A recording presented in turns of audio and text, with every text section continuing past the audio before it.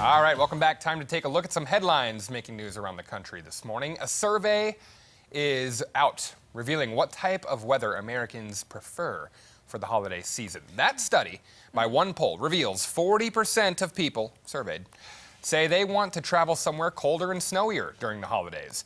34% say they would rather be somewhere hot and sunny. 20% said Canada is their top bucket list destination, with 15% saying Italy, followed by Iceland. The two of you, I now ask, what are your thoughts? Okay, I think that Christmas Day, it is nice to have snow. I think that is ideal for us here, because we are used to, okay, it's in the winter time. However, in different parts of the world, yes, it's summer. Yeah. So growing up in Brazil, Christmas and New Year's Eve is all in the summer. Wow. So it's nice. You can be outside and all. However, I think, also watching movies and, Hollywood and the influence of movies, like the White Christmas and Snow on Christmas is like this dreamy, like that's the perfect ideal. So I love summer and all that, but I think on Christmas Day, snow. I will say snow on Christmas Day if we're snowboarding and I'm not working.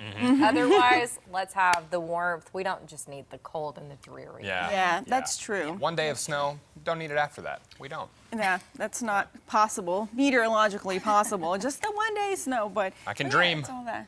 I can dream. Yeah, but it is nice to, be warmer outside.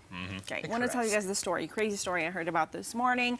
A dog was finally reunited with his family 7 years after it ran away from his home in Texas, and the dog was found in Orlando. What? So Jazzy, the dog, was 5 years old when she went missing during the 4th of July. So fireworks scared her. She ran away from home, couldn't be found, and she was found in a hotel, abandoned in a hotel in Orlando. And animal control checked her chip. She was chipped, and that's how they could trace her back to her family in Texas. The animal control posted some photos of her with the family back home just in time for Christmas. Oh my goodness. Could you imagine? There she is. She was microchipped, so good thing that she was, so she could be, and when the family was notified, they flew to Florida to pick her up and bring her back home. See the cone of shame there, but poor baby. She needed some treatment, because she had been out on her own, so. That's a long journey. I know. I wonder, it took her 7 years to get there. I don't know how, but that's pretty crazy. Wow. I mean, that's pretty good time, 7 years to make it that far on foot. Christmas miracle. Who knows? Maybe Christmas she got a miracle ride. that now she's back home. Yeah. Oh, that is so sweet. Our final headline this morning.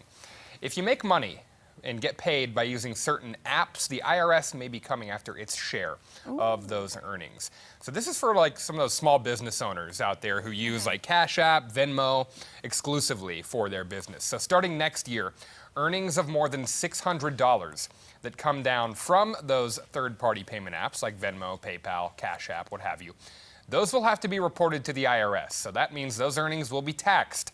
Again, this only applies to sellers of goods and services, not personal payments. So if you pay someone back for dinner or you order pizza one night, something like that, you pay them $5 or so, no. Or it's like a gift, yeah, like that. Ain't got to worry about that.